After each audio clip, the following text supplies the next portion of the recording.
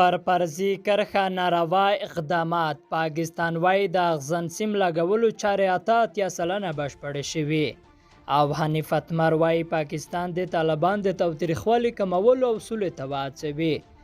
د نیوز پری چینل لیدونکو سلام ستړي مشئ پام وکړئ دوه ډېرو مهمو خبرونو ته.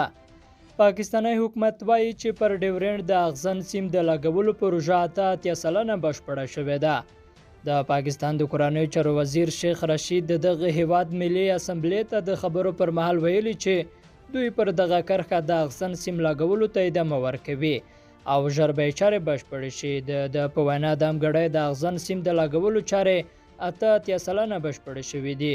پاکستان داسې مهال پر دغه فرضي کرښه ورته اقدامات کوي چې افغان ولس یې د کړنو مخالف دی او په بېلو سیمو کې دغه سیمونه ټول کړي دي. د پاکستان د بهرنیو چارو وزیر هم په تازه مرکه کې ادعا کړې چې ډیورنډ فرضي کرښه یو منل شوی نړیوال سرحد دی. افغان حکومت د قریشي پر دې څرګندونو غبرګون نه دی ښودلی او د بهرنیو چارو وزیر حنیف اتمر له خپل پاکستاني سیال سره په لیدنه کې د سولې په برخه کې د اسلام آباد رول مهم بللی دی او پر دغه هیواد یې غږ کړی دی چې خپل رښتینې همکارۍ ونه سپموي.